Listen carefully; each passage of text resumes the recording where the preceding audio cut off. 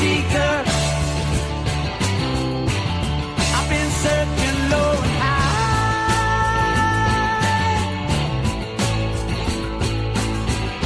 I won't get to get what I'm after till the day I die.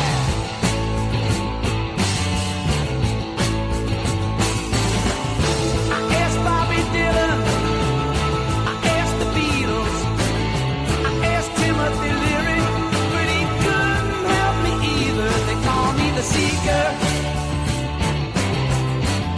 I've been searching low and high.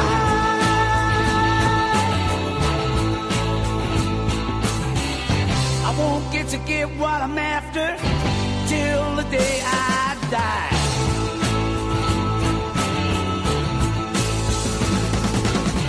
People tend to hate me 'cause I never smile. As I ransack their homes, they want to shake my hand. Focusing on nowhere, investigating miles. I'm a seeker, I'm a really desperate man.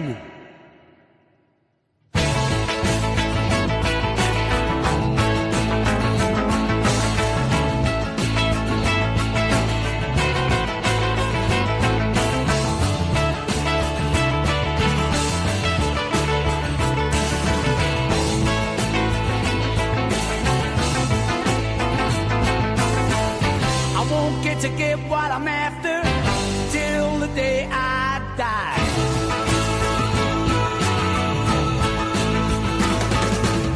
I learned how to raise my voice in anger. Never look at my face, ain't this a smile? I'm happy when life's good, and when it's bad I cry. I got values, but I don't know how or why. I'm looking for me, you're looking for you. We're looking at each other and we don't know what to do. They call me the seeker. I've been searching low and high.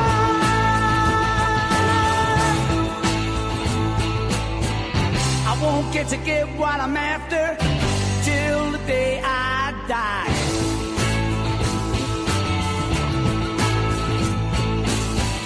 I won't get to get what I'm after till the day I die.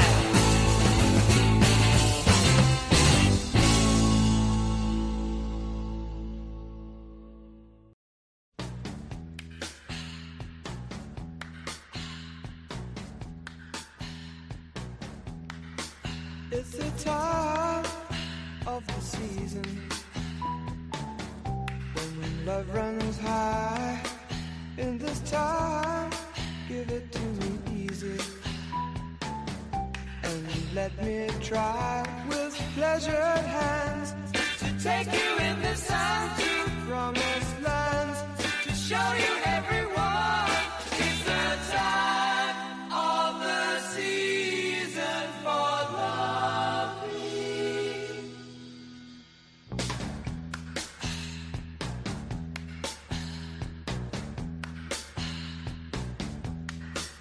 What's your name? Who's your daddy? He rich. Is he rich like me? Has he take us anytime to show you what you need to live? Tell it to me slowly. Tell you what I really want to know. It's the time of the season for loving.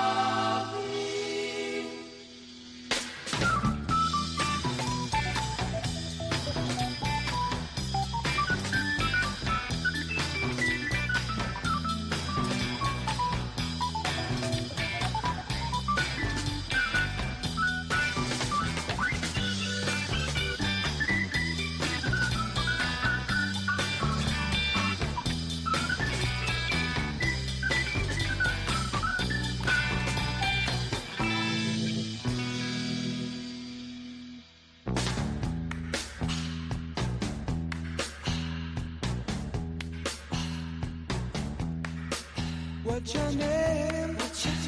Who's your daddy? Who's like me? Has he taken any time to show you what you need to live? Tell it to me slowly, tell you why I really want to know. It's the time of the season for love.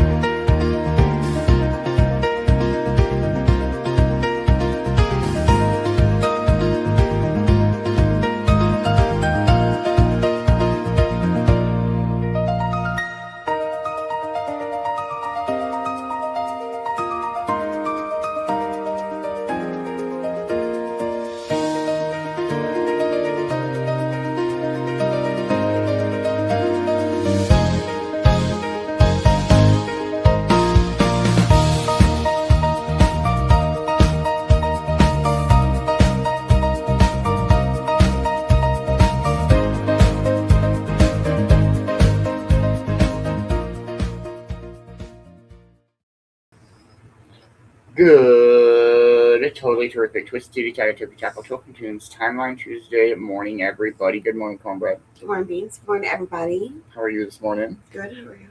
Good. I hope everybody's off to a dope start to their day. We got some sunrise action going on. And cheers, everybody. Good morning, Brother Boxman. How are you? I hope you are having a wonderful morning at work. Good morning, Brittany and Jennifer. I hope you both are off to a good morning. Oh, shit.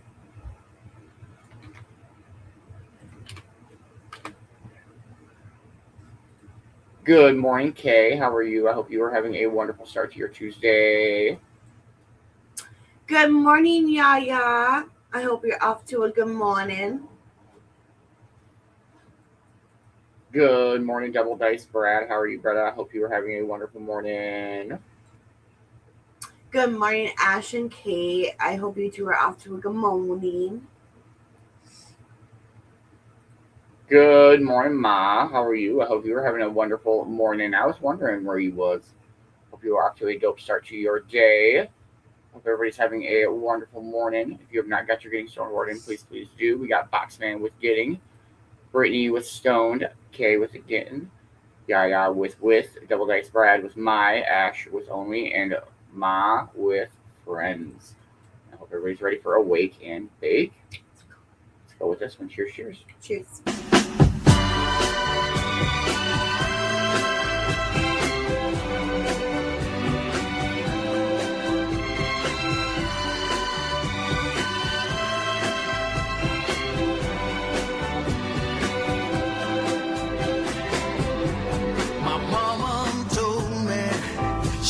Son, please beware.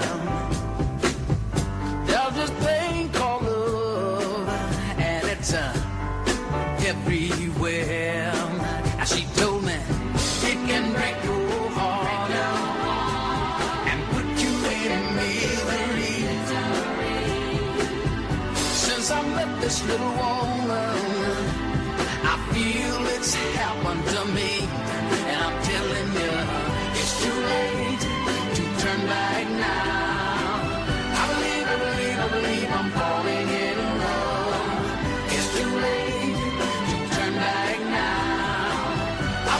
believe I'm falling in love. I found myself phoning her at least 10 times a day. You know, it's so unusual for me to carry on this way. I tell you, I can't sleep at night, wanting to hold her tight. I tried so hard to convince myself that this feeling just can't be right. And I'm telling you, it's too late to turn back now. I believe I'm falling in love. It's too late to turn back now. I believe I'm falling in love. It's too late to turn back, baby. I believe I'm it's too late, baby.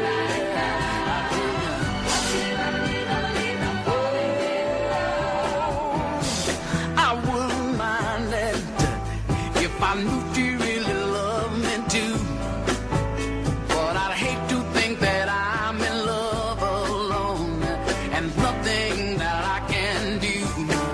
Oh, it's too late to turn back now. I believe I'm falling in love. It's too late, baby. I tell ya, I believe I'm falling in love. It's too late to turn back now. I believe I'm falling in love. Oh, baby, I tell ya, I believe I'm falling in love. It's too late to turn back now. I believe I'm falling in love. It's too late. Hey, good morning, Scott. Good morning, Scott. I hope everybody's having a wonderful start to their Tuesday. We'll smoke for 420. We'll see what Vicki Bowers knows this morning. We were in 1964 for our timeline segment.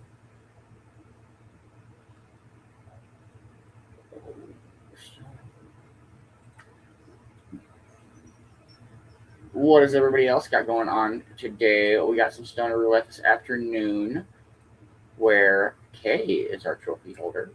Well, let's go, Kay. And don't miss out on Token Tunes tonight. Can Mary Jane beat Fat Daddy J? But tune in to see.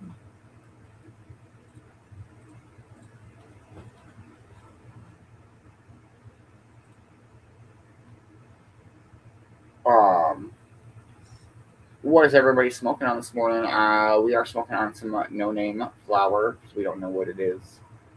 Yes, Scott, let's go, bro. Baby steps.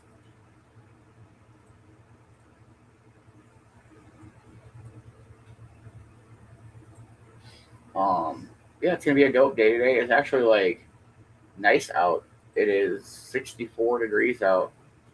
It's very odd. How are you, Conrad? I am good. What do you know this morning? I don't know anything this morning. Tired. That's my story. I'm sticking to it. Hey, let's go, Yaya. Hey, let's go. Fuck yeah. But then if you do housework, then it's not like a day off in a sense. But if you don't do housework, then you fall further behind. Yep. You can't win either way.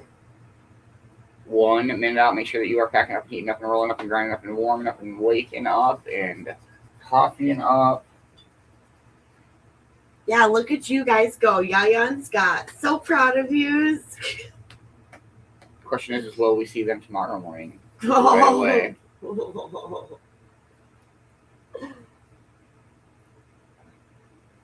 Let's freaking go. Happy 420, everybody. Cheers. Cheers, cheers. Smoke weed every day.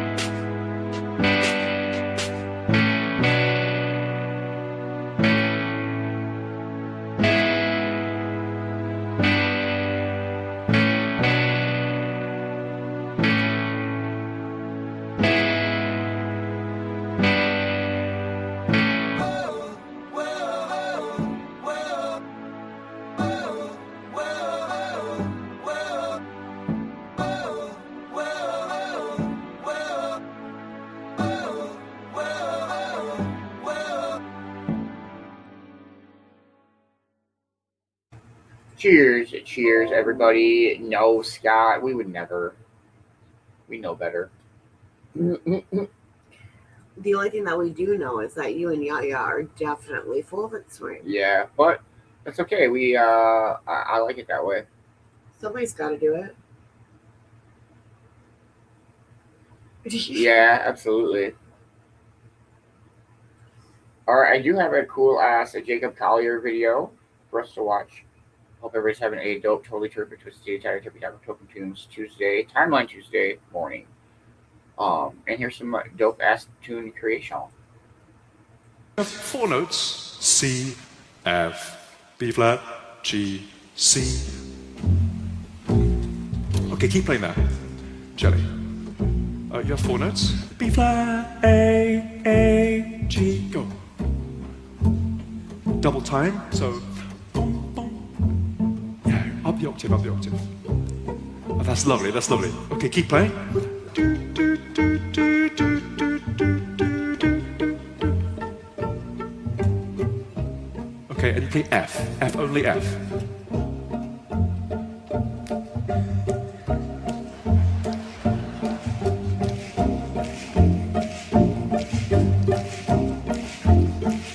Fantastic. Very good, very good. Okay, so this is our second section. Would you play an F, a high F? Fantastic. Okay, now can you play a C? That one there. Beautiful. B flat. Perfect. B flat. That's fantastic. Now I'd like to play that again, but this time do a trill. No. Lovely. I would like very much, harp, if you could play a glissando, B flat major. Isn't that lovely? Oh, let's do glockenspiel. Can you play F? Oh, that's lovely. I got goosebumps. I got goosebumps. That's so great. Let's try everybody together. Tutti, as they say. Tutti, 3, and.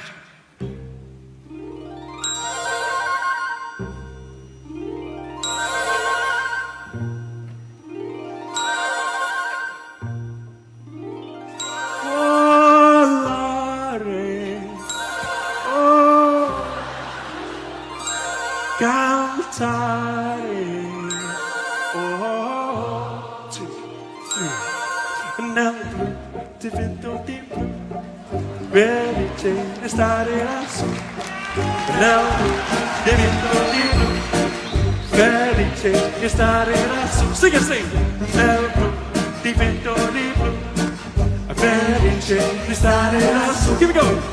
Now divento di blu, felice di stare lassù. Dipinto di blu, felice di stare lassù.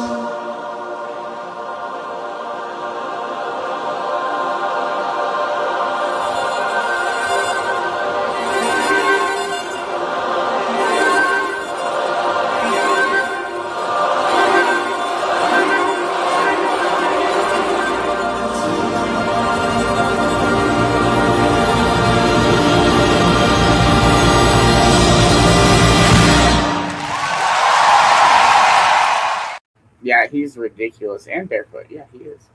Yeah, Jake Collier is insane. That's really cool. I love watching him create music shit. It's music theory is amazing.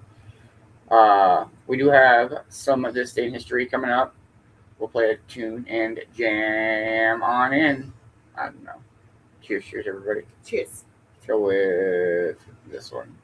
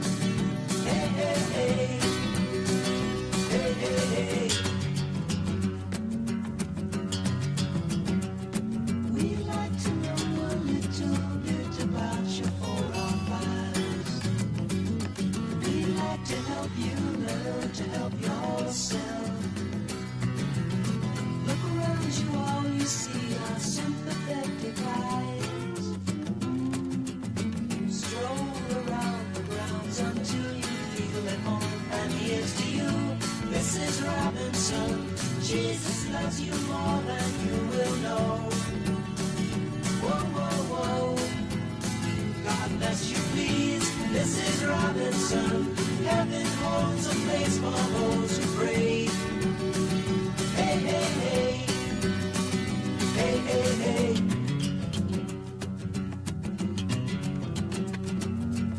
Hiding in a hiding place where no one ever goes. Put it in your pantry with your cupcakes. It's a little secret, just the Robinsons affair. Most of all, you got to hide it from the kids. Cuckoo-ca-choo, Mrs. Robinson. Jesus loves you more than you will know. Whoa, whoa, whoa. God bless you, please, Mrs. Robinson. Heaven holds a place for those who pray. Hey, hey, hey. Hey, hey, hey.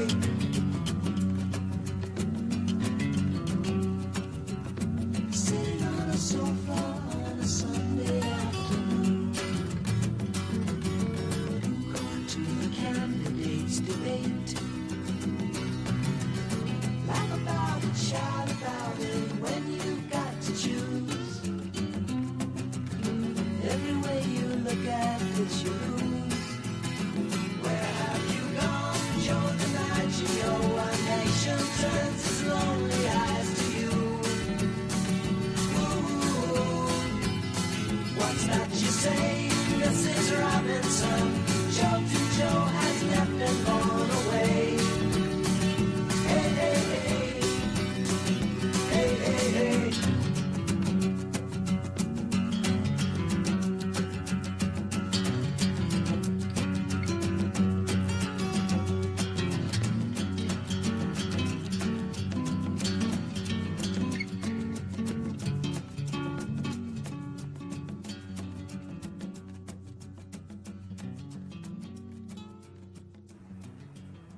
That's such a great song.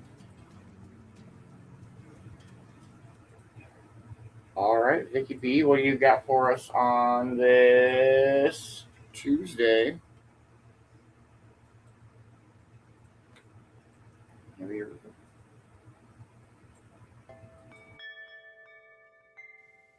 Welcome back.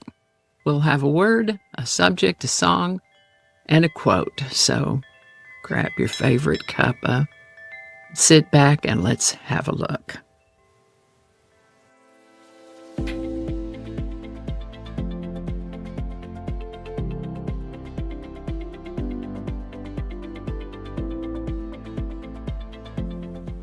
Hi there, and welcome to This Day in History for July 21st. July 21st is the 202nd day of the year in the Gregorian calendar, 203rd in leap years, with 163 days remaining to the end of the year. Today's word is cogent. Cogent is an adjective that means convincing, pertinent, relevant, appealing to the mind or reason, having the power to compel or constrain. A cogent argument really drives its point home because it is clear, coherent, and readily understandable. The word cogent comes to us from Latin. First known use of the word cogent is in 1659. Cogent. And with that, this is the birthday of one Stephen Dimitri Georgiou, born July 21st, 1948, in London, England. We know him better by his stage name, Cat Stevens. His father owned a restaurant, and everyone in the family worked there, including Stephen. He took an interest in piano at an early age, and in school he did not that well in pretty much everything but art. In fact, he studied art with the idea of becoming a cartoonist. Inspired by the Beatles, he began performing and decided to become a songwriter. He played in coffee houses and pubs, and he did try to form a band, but found that he preferred to perform solo. He was discovered by a manager music producer named Mark Hurst in 1966. When our boy was 18 years old, he couldn't imagine people going to the record store to ask for records by Stephen Dimitri Georgiou, and decided to switch to the name of Cat Stevens, a name he chose because a girlfriend had told him he had eyes like a cat, and he knew that Brits and Americans loved animals. Cat Stevens. And we've talked several times about people who passed too soon because they got tuberculosis. It hasn't been eradicated yet, and Cat Stevens contracted TB in 1969. He survived, obviously, but he did spend months in the hospital recovering. It really made him think about his life. He took up meditation and yoga, became a vegetarian, and studied various religions. During this time, he also wrote some 40 or so songs. Somewhere along in this time, he had a falling out with Mike Hurst due to creative differences and managed to get released from his recording contract. Once Cat had recovered sufficiently from his illness, he hired an agent and got a contract with Island Records. This worked out well for him. He produced 11 albums between 1967 and 1978. In 1976, he nearly drowned in the ocean off California, reawakening his spiritual quest, and he converted to Islam in 1977, changed his name to Yusuf Islam, and discontinued his pop career. He would later say of this time that a lot of people would have loved me to keep singing. You come to a point where you've sung more or less your whole repertoire, and you want to get down to the job of living. You know, up until that point, I hadn't had a life. I'd been searching, been on the road. He married, raised a family, has grandchildren, and was able to do all of that comfortably on the royalties earned from his first block of albums. And he never lost that creative spark. He returned to secular music in 2006 and today performs under the name of Yusuf Cat Stevens. With over 100 million records sold and a Rock and Roll Hall of Fame induction in 2014, his is certainly a remarkable story. Cat Stevens, now known as Yusuf Islam. So, of course, we're going to talk about a Cat Stevens song, but again, there are so many. My goodness, which one to choose? T for the Tillerman kept popping up into my mind, and so I looked it up. This is on his fourth studio album, also called T for the Tillerman, and it happens to be one that I owned on vinyl. I played that baby over and over as a teenager, beginning to end. Side one, flip it over, play the other side. This is considered folk rock music. Singles released from this album were Father and Son and Wild World. They're all great. How about that? For today's quote, we have this one. None are so poor that they have nothing to give, and none are so rich that they have nothing to receive. Pope John Paul II. Alrighty, y'all take care. Be good to each other. I'll see you next time. Let's go, Vicki B. Let's go. Thank you for the Sand History every day. We super duper appreciate you. Hope you are off to a wonderful Tuesday morning, and definitely check out to buy her a coffee because Vicki B do be liking coffee. And yeah, Cat Stevens is ridiculous. Hope everybody's having a dope start to their day. Here is our song of the day, everybody. Cheers, cheers. Let's go. Cheers.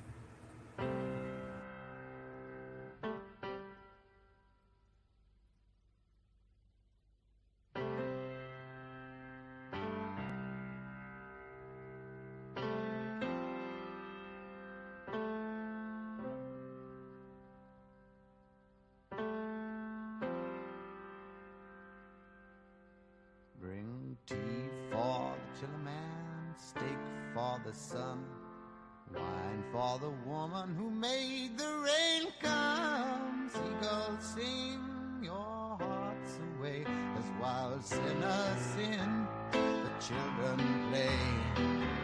Oh Lord, how they play and play for that happy day, for that happy day.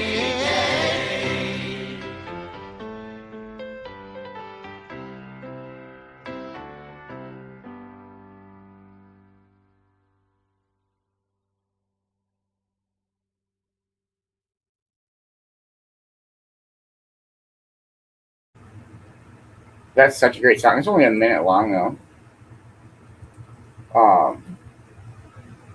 But we can definitely play some more Cat Stevens. Let's go with this one. Cheers, cheers. Cheers.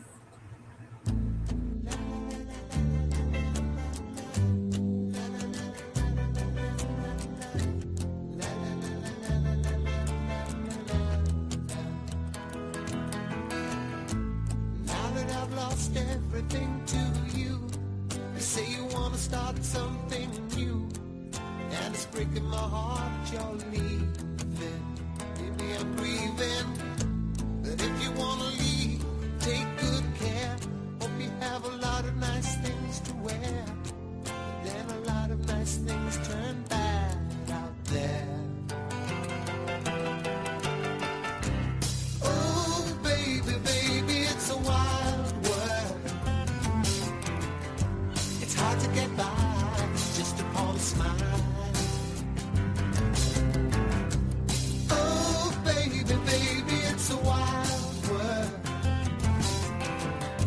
I'll always remember you like a child, girl.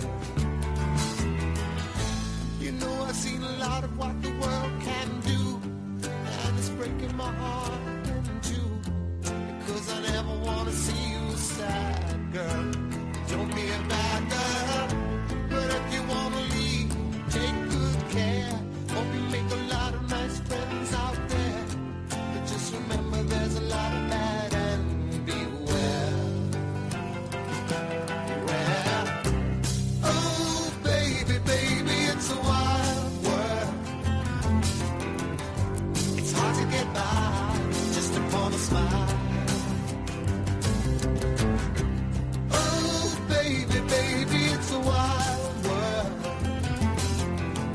And I'll always remember you like a child, girl.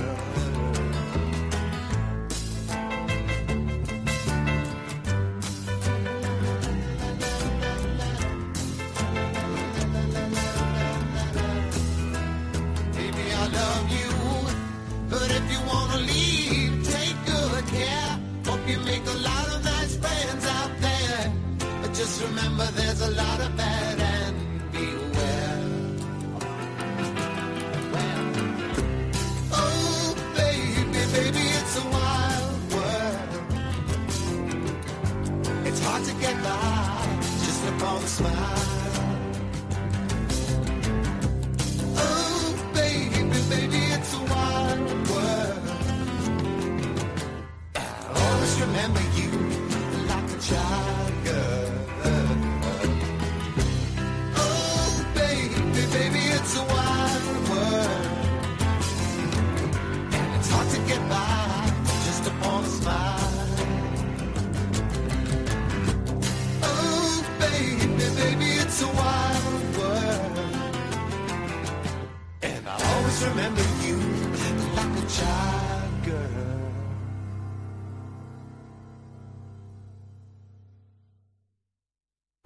Yes, Cat Stevens is so ridiculous. Hope everybody's enjoying the tunes this morning. We do have our morning speaker coming up. We do have Timeline Tuesday segment coming up, 1964.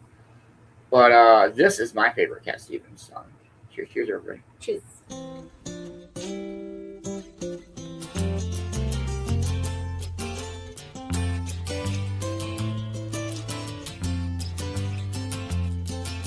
Now I've been happy lately, thinking about the good things to come, and I believe it could be something good has begun. Oh, I've been smiling lately, dreaming about the world as one, and I believe it could be someday it's going to come. 'Cause out on the edge of darkness, there rides the peace train. Oh, peace train, take this country, come take me home again. Now I've been smiling lately, thinking about the good things to come, and I believe it could be something good has begun. Oh, peace train sounding louder, ride on the peace train. Ooh, ooh. Come on, the peace train.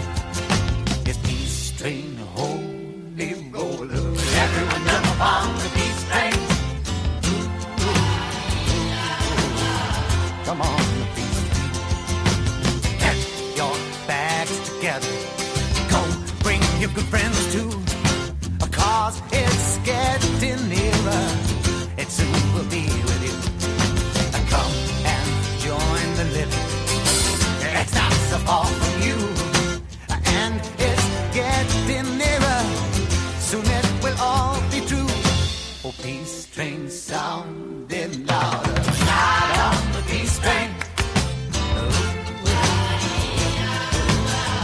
Come on, the peace train, peace train.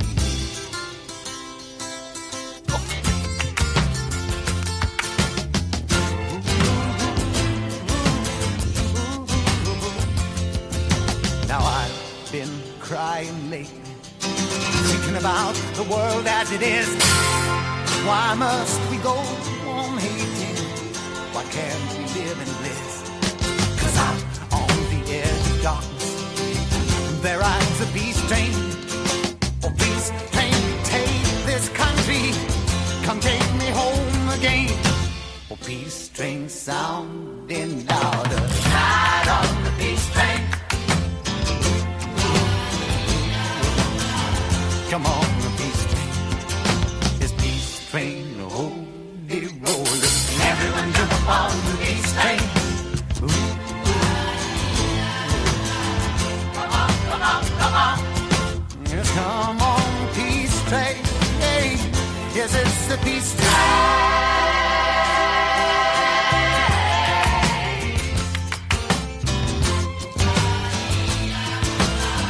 Come on, the peace train, the peace train.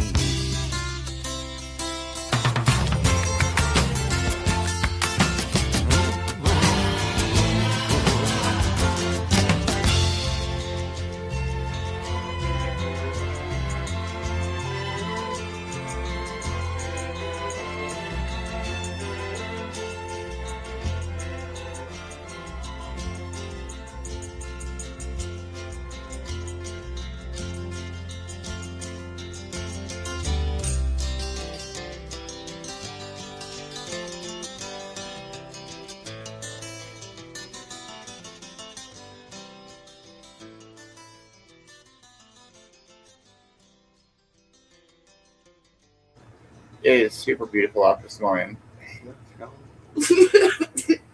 Cornbread's doing blinkers this morning. Beanz didn't believe me. I did not say that. He's so full of shit. He said the blinkers on that is just hits. Like, Well, sometimes it does, yeah. no, they're not. It's totally blinkers. It's totally blinkers. I found this cool last video last night to share with y'all. Here you go.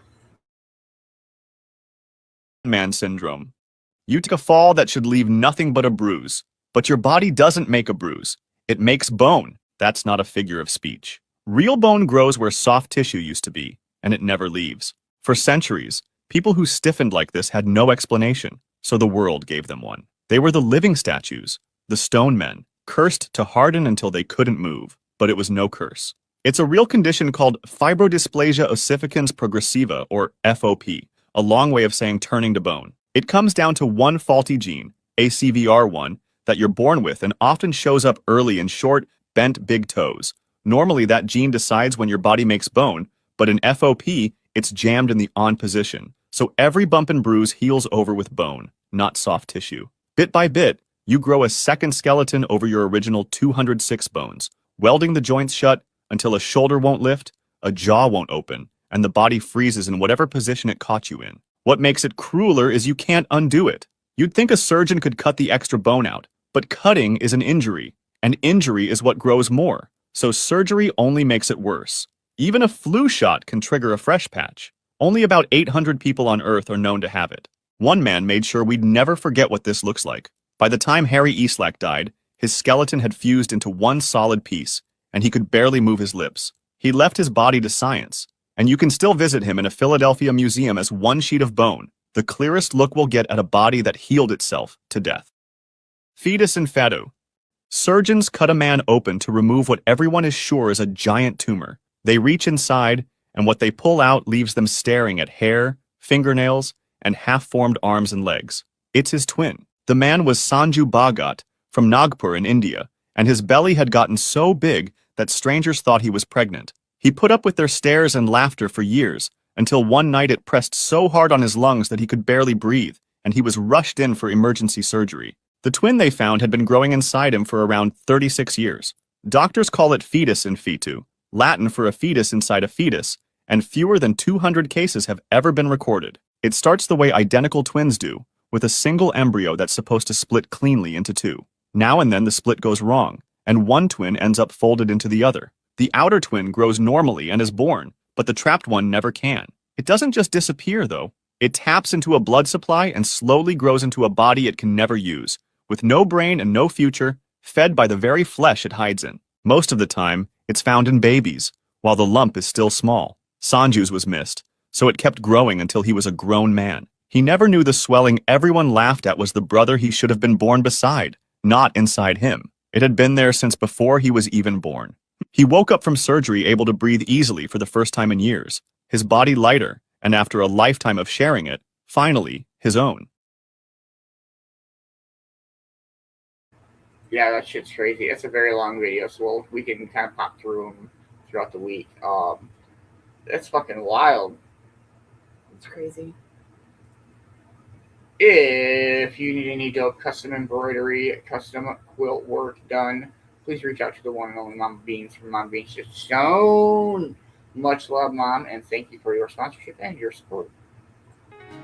Welcome to Mama Beanz Stitch and Stone, where art, heart, and craftsmanship come together in every creation. This is more than a business. It's a labor of love, where every piece carries the warmth of human touch and the beauty of handcrafted excellence. At Mama Beanz Stitch and Stone, you'll discover timeless artistry in every stitch, stone, and sign.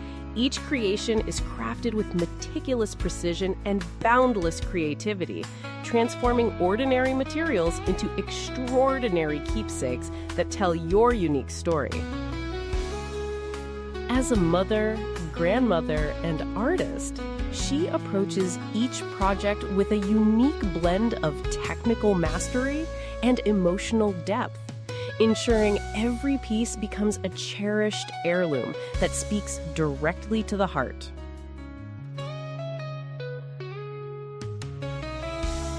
Whether you're commemorating a milestone, decorating your home, or giving a gift that truly matters, Mama Beanz Stitch and Stone will work closely with you to bring your vision to life with the care and dedication that has made us a beloved part of our community.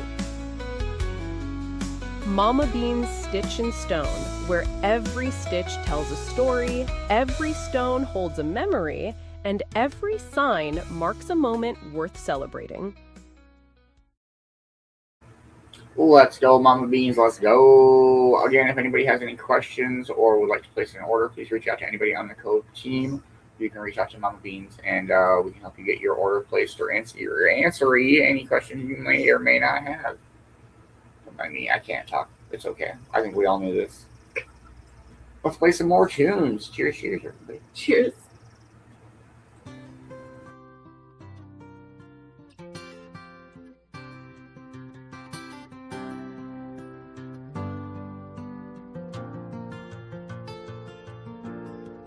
Just yesterday morning, they let me know you were gone.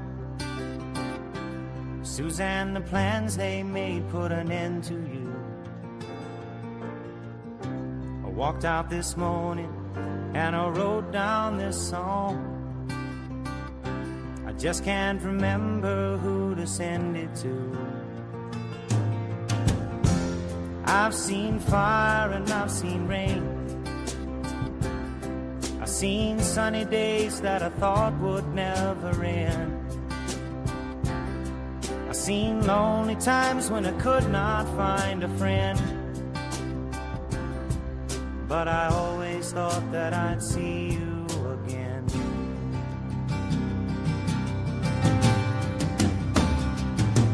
Won't you look down upon me, Jesus?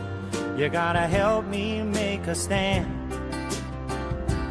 Just got to see me through another day. My body's aching and my time is at hand. I won't make it any other way. Whoa, I've seen fire and I've seen rain. I've seen sunny days that I thought would never end. when I could not find a friend. But I always thought that I'd see you again.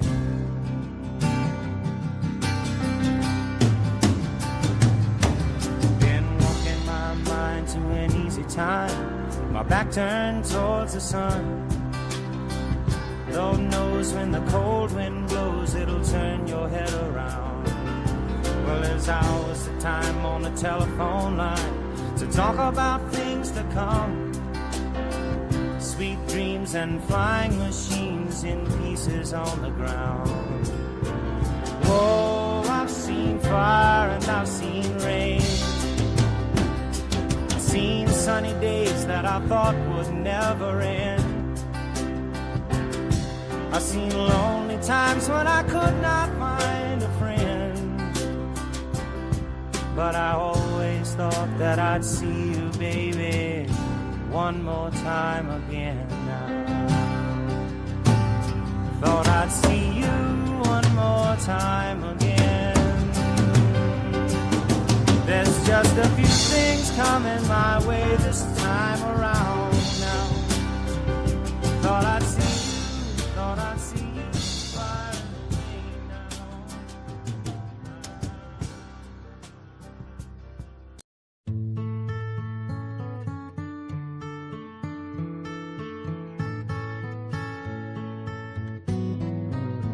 When you're down and troubled and you need a helping hand, and nothing, whoa, nothing is going right. Close your eyes and think of me, and soon I will be there to brighten up even your darkest night. You just call up my name, and you know wherever I am, I'll come running. Oh yeah, babe, to see you again.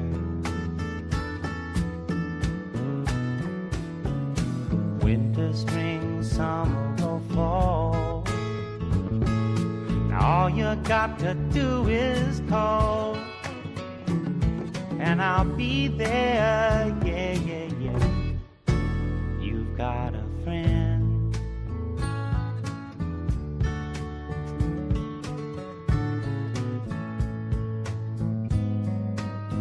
If the sky above you should turn dark and full of clouds, and that old north wind should begin to blow,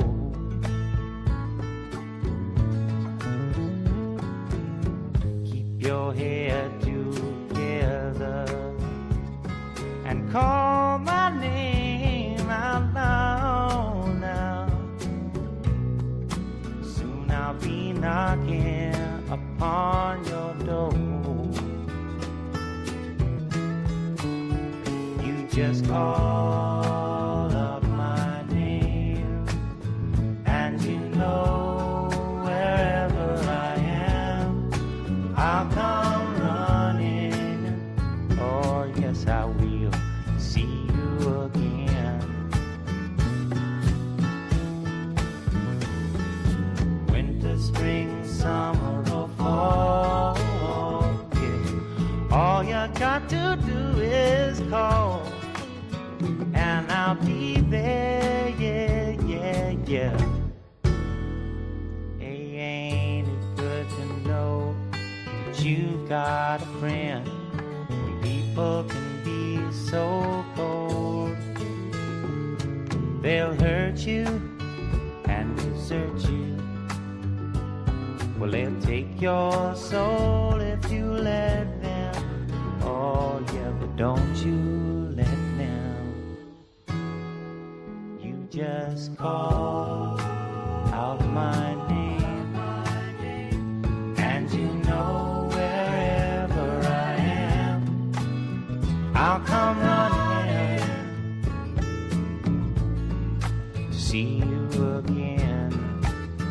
Oh, babe, don't you know about winter, spring, summer, fall? Hey, now all you got to do is call. Lord, I'll be there, yes, I will. No, you've got a friend. You've got a friend, yeah. Ain't it good to know you've got a friend? Ain't it good to know you've got a friend? Oh, yeah, yeah, you've got a friend.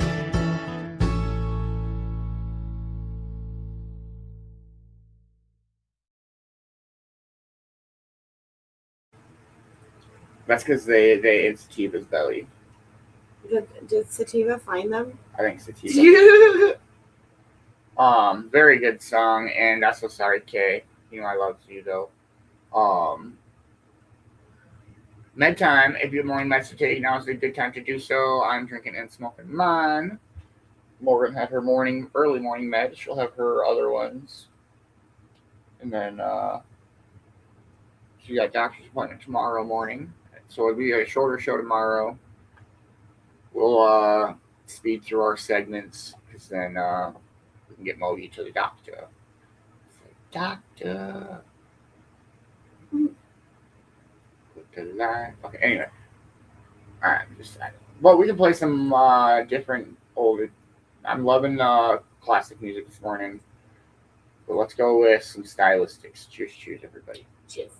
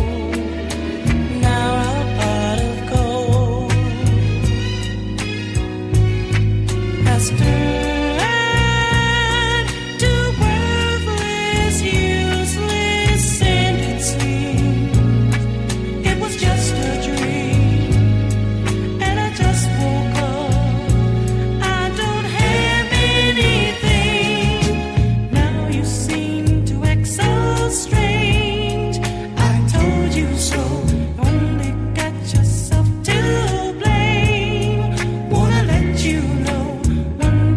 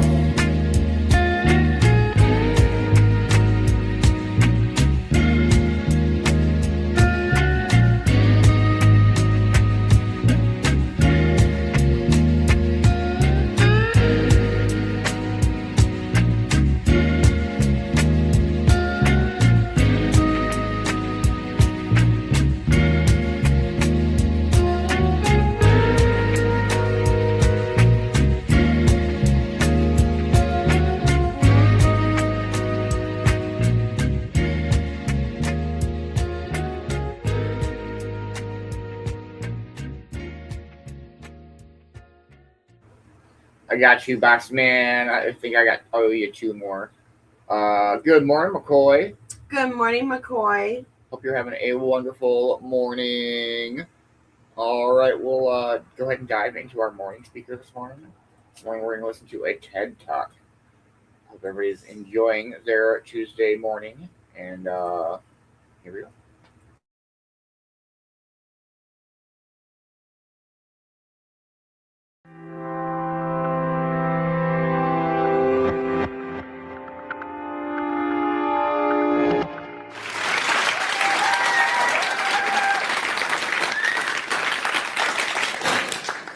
Hello, my name's Tim Box, and I feel anxious.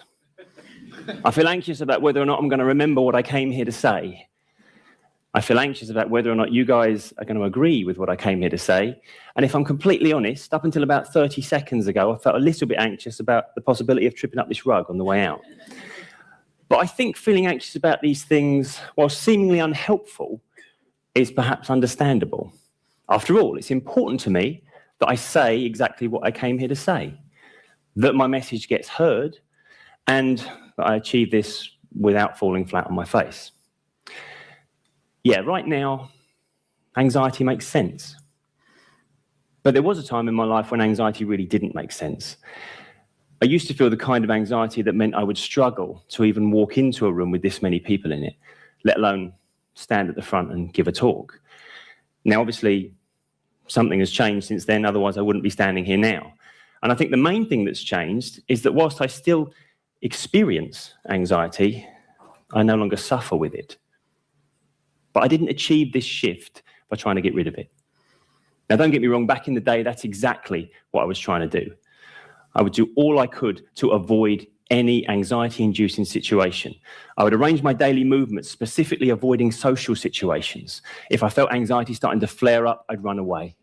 I'd do all I could to retreat to safety and then employ various distraction techniques to take my mind away from the horribly uncomfortable feeling that something bad was about to happen. But it turns out that was my big mistake. You see, you don't get rid of anxiety by trying to get rid of it. Truth is, you don't get rid of anxiety at all. Now, by some twist of fate, or perhaps as a direct result of what I went through back then, I now work with anxiety sufferers to help them understand and ultimately overcome those feelings. I spent a large part of the last 10 years talking to anxiety sufferers about their anxiety. And whilst all those I spoke to had their own individual story, their own personal journey with anxiety, every single one of them at some point expressed exactly the same desire that I used to have, the desire to get rid of anxiety completely.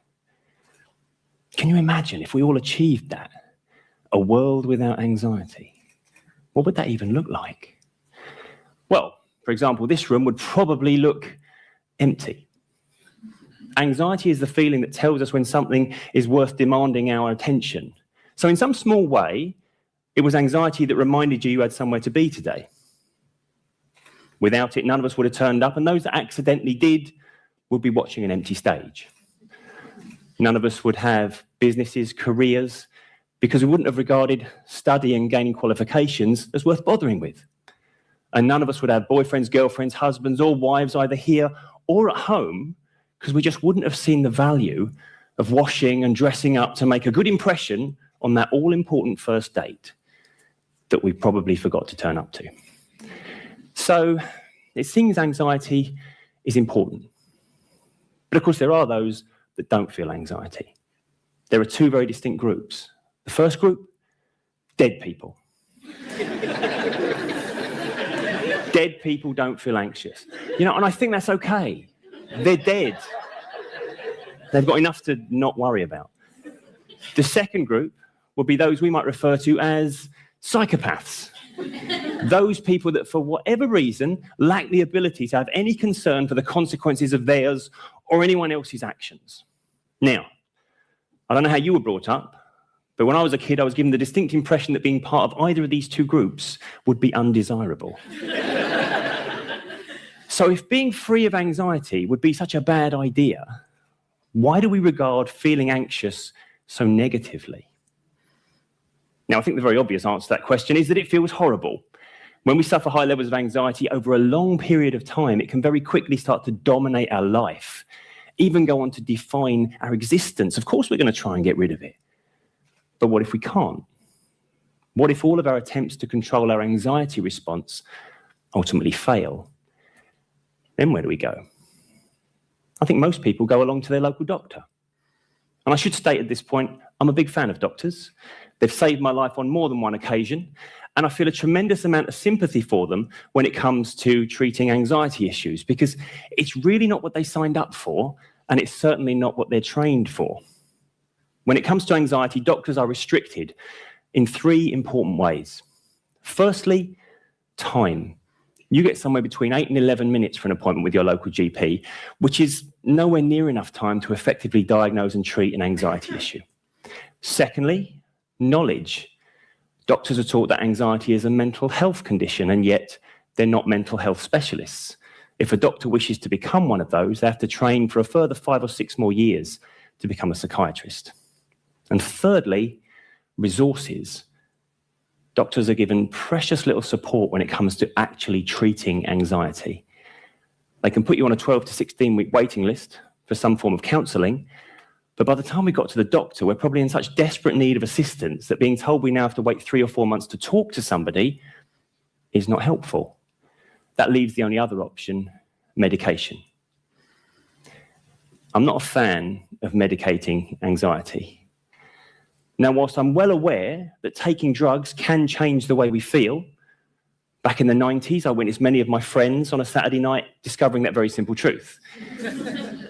But with medication comes all sorts of unpredictable and unpleasant side effects.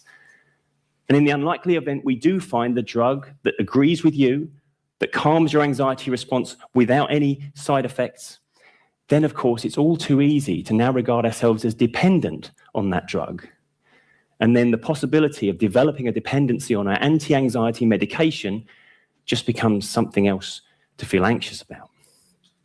The truth is, a medical solution to a non-medical problem will not solve that problem. It will at best just patch over it for a short while. Now, the irony here is that most of the people I've spoken to, they already know all of this. They know the doctor is not a great option for our anxiety, which then begs the very obvious question, so why do we go there? I believe we go there because these days we are told anxiety is an illness. And this is perhaps the one certain result of going to the doctor for your anxiety. You will come away from there labelled with an anxiety issue, maybe even diagnosed with an anxiety disorder. And now you have a brand new thing to feel anxious about. During the thousands of conversations I've had with anxiety sufferers, there was a common thread. When asked what they felt most anxious about, the answer was generally how anxious they felt, and if it would ever stop. This concern is almost entirely created and fueled by the idea that anxiety is an illness. Anxiety is not an illness. Anxiety is an emotion. Every emotion is important. Every emotion has a purpose. Every emotion is a natural and vital part of our human experience. In that respect, anxiety is no more sinister than any other feeling we might have. If we didn't feel anxiety, we'd be one emotion short of the full set. That really would be a disorder.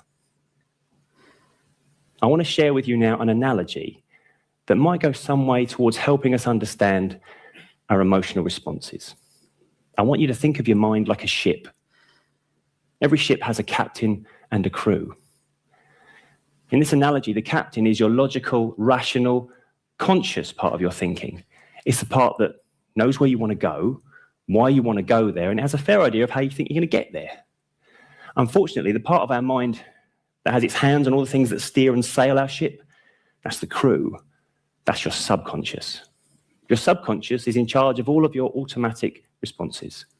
So your patterns of thought and behavior, your belief systems, and perhaps most importantly, your emotions.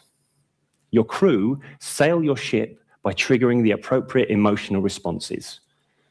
So, for example, if we regard something as dangerous, our crew might trigger the feeling of fear We'll become uncomfortable, and this feeling will encourage us to move away from the danger to return to comfort. If we believe we've been wronged, a member of our crew might trigger anger. We'll energize, and our focus will be drawn towards taking whatever action is necessary to right the wrong. So what about anxiety? Why do our crew trigger that particular emotion? Now, no doubt every single one of us will have our own idea about what anxiety means to us. But put simply, anxiety is the emotion that tells us when something is too important to simply lose focus of. It's the voice of concern about an upcoming event or situation that refuses to be ignored. It's the crew saying to the captain, you need to pay attention to this. Now, here's the important part. Your crew are operating on one very simple principle. They're trying to find the best strategy for the most happiness. Yes, safety is important. After all, safety is a huge component part of happiness. We can't feel happy if we don't feel safe. But ultimately, at all times, your crew are trying to steer you in the direction of happiness. As the American author John Shedd once wrote, a ship in harbor is safe, but that is not what ships are built for. So even when your crew are making you feel awful, telling you things about yourself you really don't want to hear, those seemingly self-destructive thoughts, I'm not good enough, I'll never succeed, I'm unlovable, even these harsh words are simply designed to steer you away from any situation that might lead to an unhappy experience. They're not trying to sink the ship, they're just trying to sail it away from the stormy seas that we fear we might not be able to cope with. But every decision your crew makes is based upon the things you've learned throughout your life.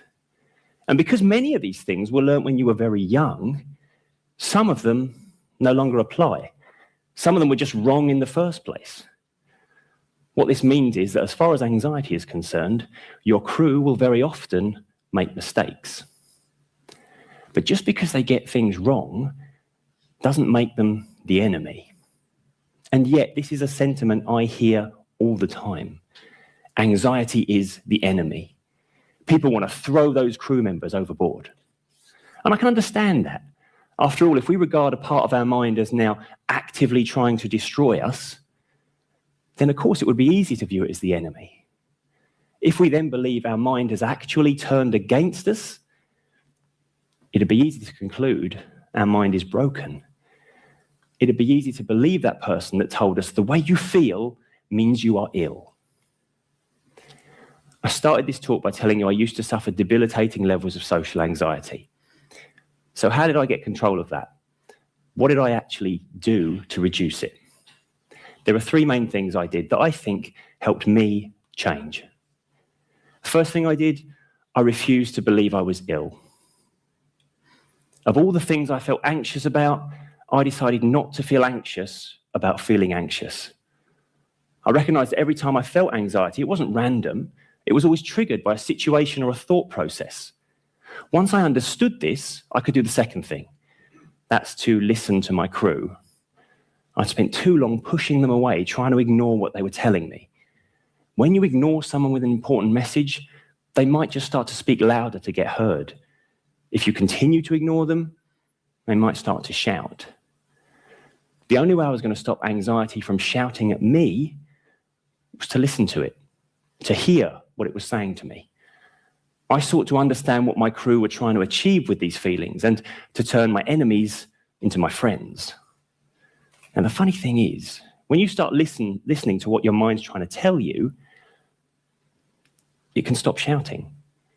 When the crew stops shouting, the captain can be heard.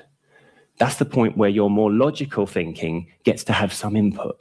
You get to decide, is this feeling appropriate or inappropriate? Is it helpful or unhelpful? Once you have the ear of your crew and you know what you would want from them, the third thing, maybe the most important thing, is to always, always be kind to them. Good morning, Deb. I hope you were having a wonderful Tuesday morning. We're just hanging out listening to our morning speaker, listening to a TED Talk this morning. Hope everybody's enjoying it. We do have our timeline segment coming up next. Here we go.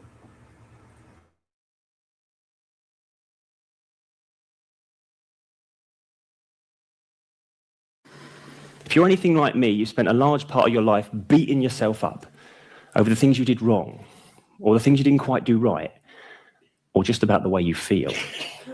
For all the criticism and negativity you've received from others throughout your life, the person who's given you the most is probably you. This has the cumulative effect of destroying morale aboard your ship. A demoralized crew equals low self-esteem. And low self-esteem means now the slightest challenge will create anxiety.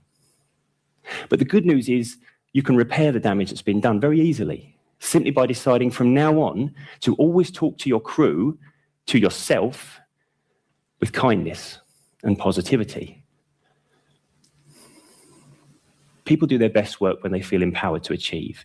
Your crew are no different. Put simply, if you beat yourself up, you just end up beaten. If you build yourself up, who knows how far we can reach? This is why I think it's okay, maybe even important, to feel anxiety every single day of our lives. It means the crew are still sailing the ship and still trying to get it in the right direction. It's the part of you that makes you reread the important email before you send it. It's the part that makes sure you check your keys are in your pocket before you slam the front door on your way out in the morning. And it's the part that makes your heart skip a little bit when you think about giving that important presentation at work or in a theatre. Truth is, I still feel anxious all the time. For example, every Friday morning, I wake feeling anxious because Friday is dustbin day.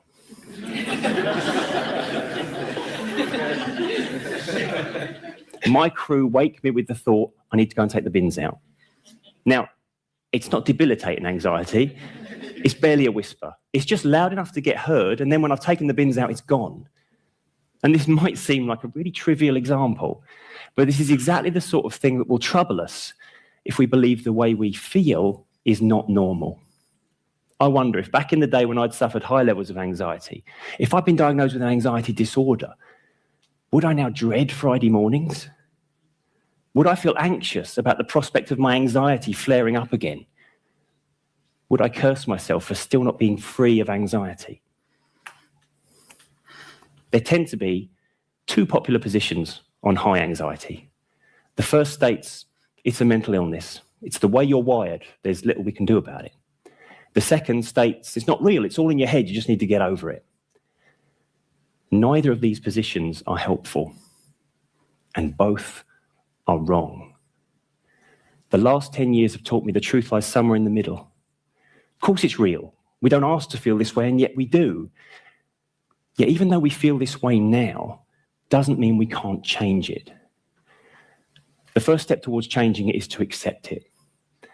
Once we accept anxiety as a natural part of our human experience and treat it not as our enemy, but as a trusted friend, you'll be surprised how quickly the crew just get back to sailing the ship, and we start to feel a lot less anxious about anxiety. So, how do you feel today? Do you feel anxious about something? Good. That means you're alive. It means there's a part of you trying to tell you something it regards as important. Have a listen. It's here to help. My name is Tim Box, and now, 18 minutes later, I feel a lot less anxious. Thank you very much.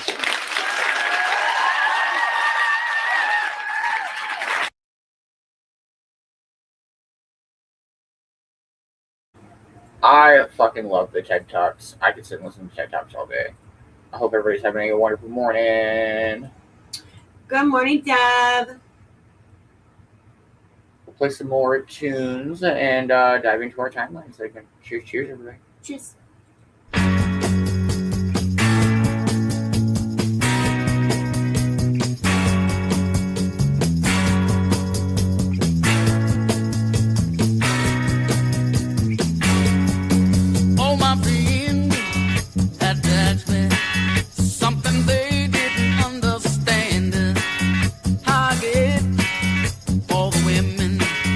In the palm of my hand, and I told them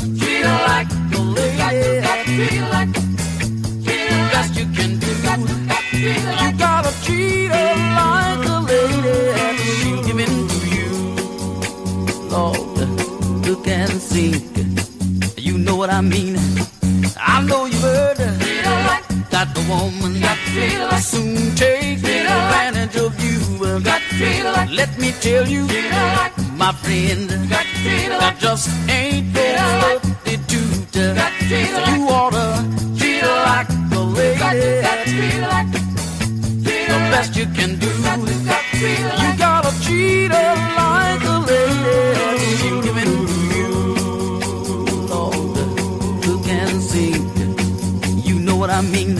Oh, you got to love her, tease her, but most of all, you got to please her.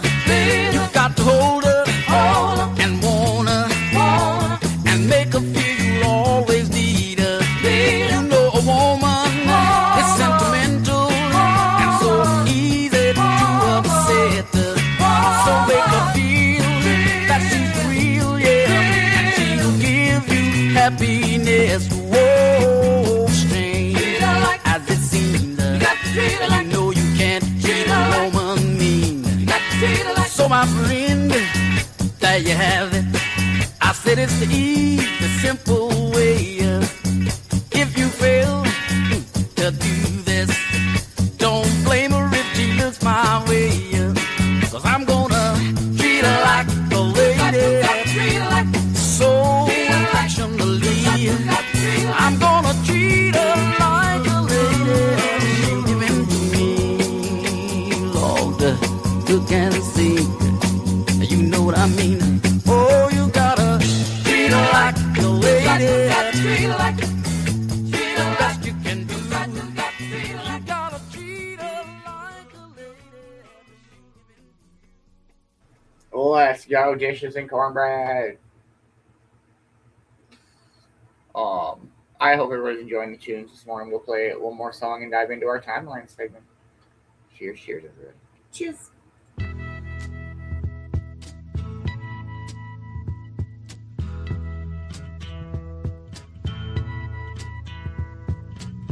There's something happening here, but what it is ain't exactly clear. There's a man with a gun over there, telling me I got to beware. I think it's time we stop, children. What's that sound? Everybody look what's going down.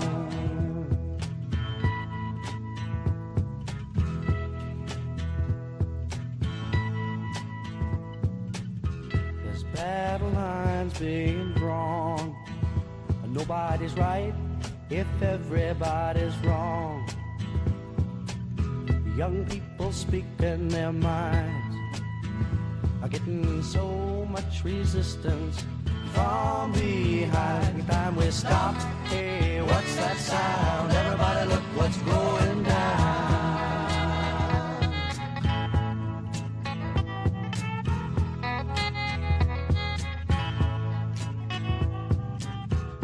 What a field day for the heat. 1,000 people in the street, singing songs and carrying signs, mostly say hooray for our side. It's time we stop. Hey, what's that sound? Everybody look what's going down.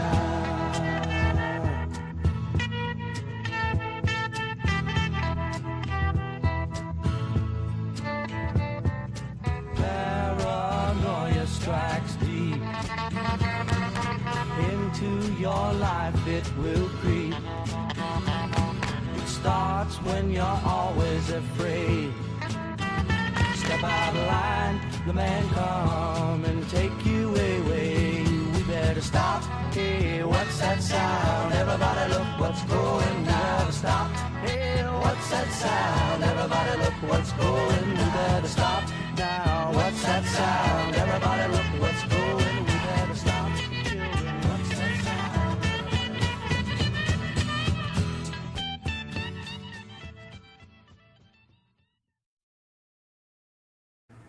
Let's go, CJ. Let's go. I hope everybody's having a dope morning. 1964. Here we go, everybody.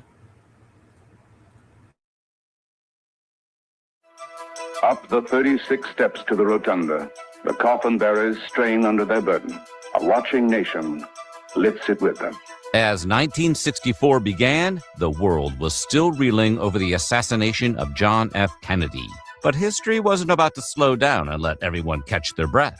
The new year would see a declaration of martial law in South Korea, 6 days of race riots in Harlem, and a coup d'etat in South Vietnam. There were some bright spots too, however. Tim Hortons opened their first location, England and France agreed to collaborate on the Channel Tunnel, and some guy named Darren met the girl of his dreams. Except it so happens that this girl is a witch. Good morning, Vicki. Good morning, Vicki. Hope you're having a wonderful morning, dear. We're just hanging out listening. We just started our timeline segment. Hey, let's go. Hey, good morning, Nikki. Good morning, Nikki. Hope you're having a wonderful Tuesday morning. We're just starting our timeline segment, 1964 this morning. Hope everybody's having a dope, totally terrific, twisted, titty, taco, chippy, taco, tofu, tunes, timeline Tuesday morning. Here we go. So now we're going to take you through the news, culture, sports, entertainment, and all that was weird in 1964. Because this is Timeline.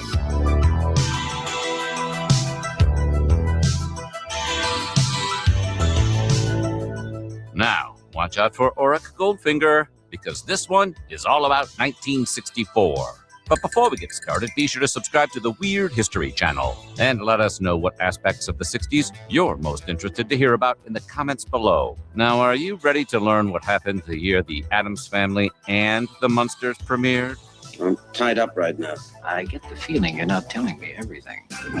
On January 1st, the BBC started the year with the debut of Top of the Pops, which featured performances of the week's most popular songs and a review of the latest singles chart. The first episode featured Dusty Springfield performing I Only Want to Be With You, followed by the Rolling Stones rocking their way through Lennon and McCartney's I Want to Be Your Man.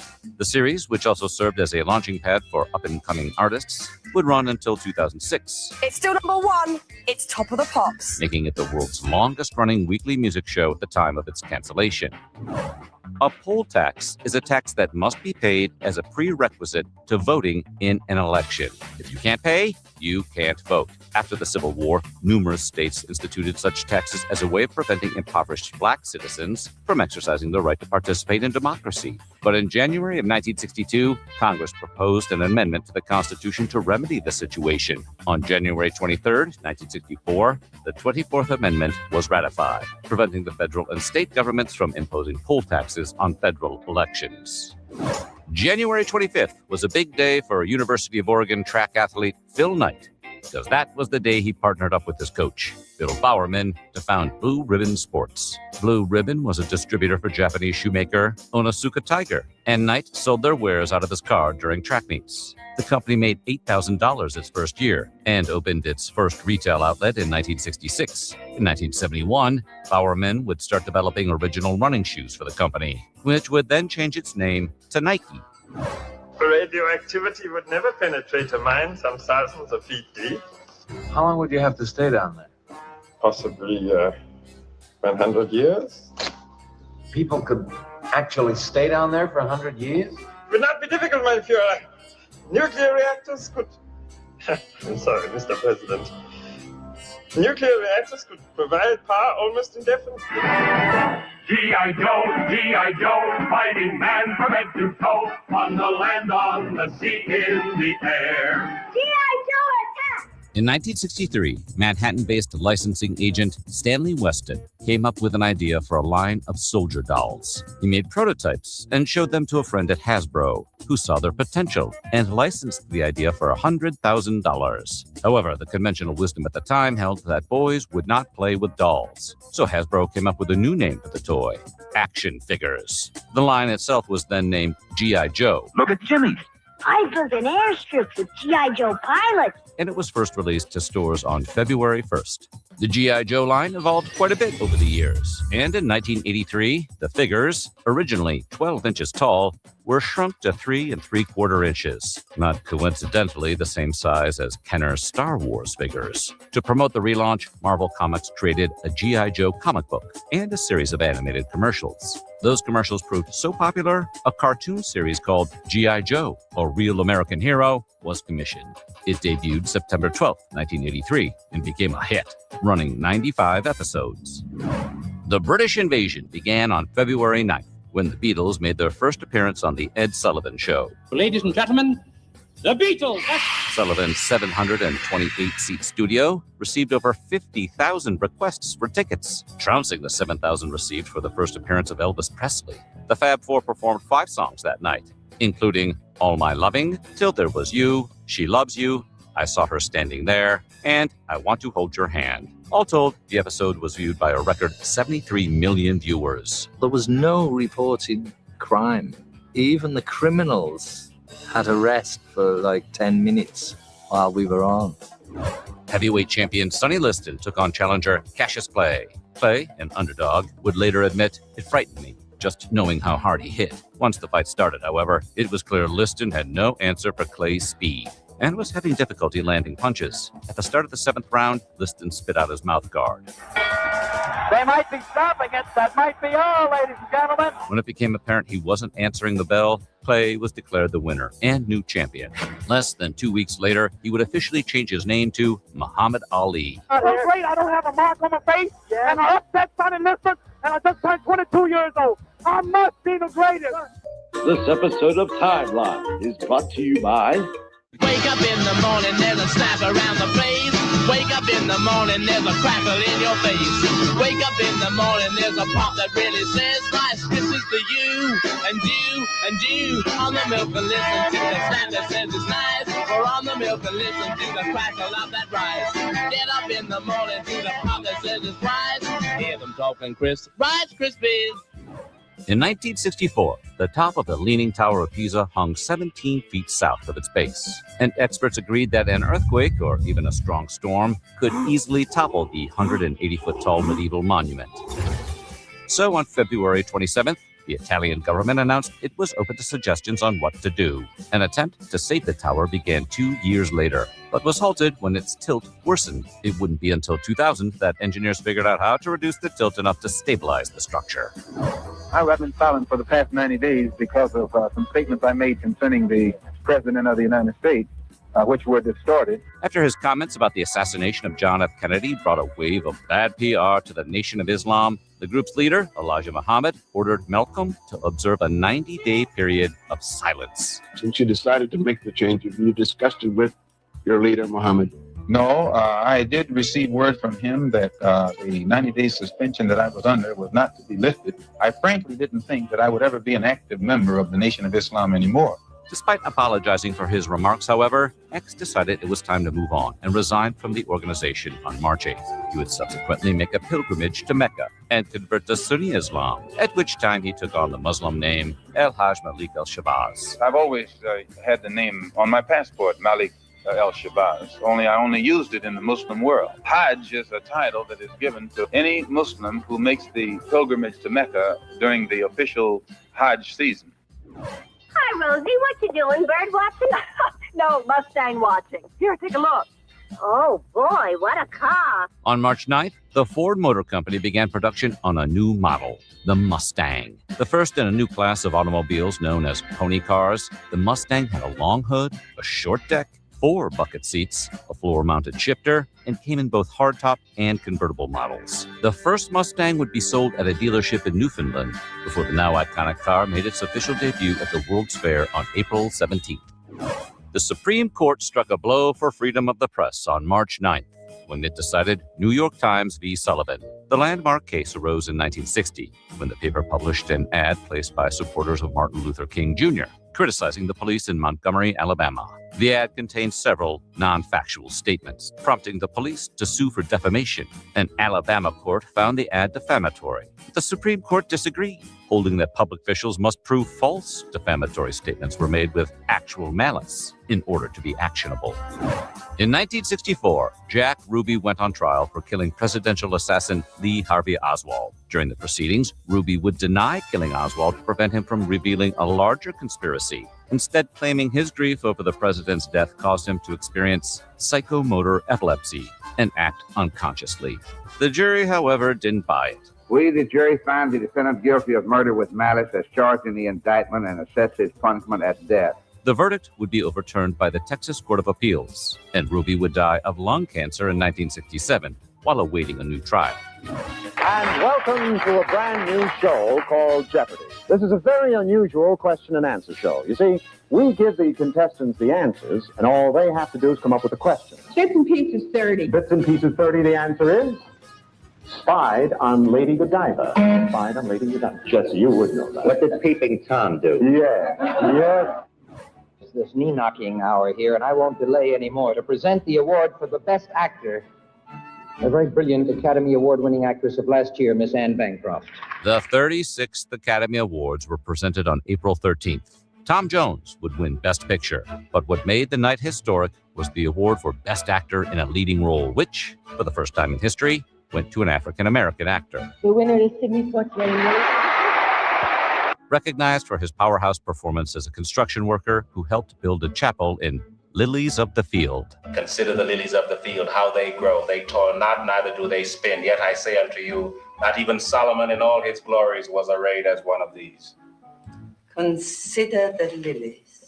The award was presented by actress Anne Bancroft, who kissed Poitier on the cheek during the presentation, causing something of a mini scandal among viewers. It is a long journey to this moment. All I can say is a very special thank you. Sidney Poitier may have been the first African-American to win Best Actor in a Leading Role, but the first African-American to win an Oscar was actress Hattie McDaniel for her supporting role in 1939's Gone with the Wind. This is one of the happiest moments of my life. McDaniel's win, however, turned out to be something of an isolated event, and it wouldn't be until March 24th, 2002, that a black woman would win Best Actress in a Leading Role. That actress was Halle Berry, recognized for her work in director Mark Forrester's Monsters Ball. Sentence for every nameless, faceless woman of color that now has a chance because his door tonight has been opened. On March 19th, pilot Geraldine Frederick Smock, or Jerry to her friends, departed Columbus, Ohio in her single-engine Cessna 180, which she named the Spirit of Columbus and nicknamed Charlie. And on April 17th, 29 days, 11 hours, 59 minutes, and nearly 23,000 miles later, she landed that same plane right back in Columbus, making her the first woman to fly solo around the world. This episode of Timeline is brought to you by... You probably think I'm just an ordinary guy, but in the sinister world of counterespionage, I'm known as Agent 0M. Interesting equipment, counterintelligence, like this portable radio. Supposing I'm here in Monte Carlo, trapped by enemy agents. I'd play it cool. Just want to hear a little music. The new 0M radio rifle. Looks like a radio, but touch this button. Rather neat, eh? To get your 0M radio rifle and jet coder, just remember the password. Bobby, are you going to mow the lawn or not? The password? 0M. The 1964 World's Fair was held in Flushing Meadows Corona Park in Queens, New York. It opened on April 22nd, and like previous World Fairs, it left its impression on the world.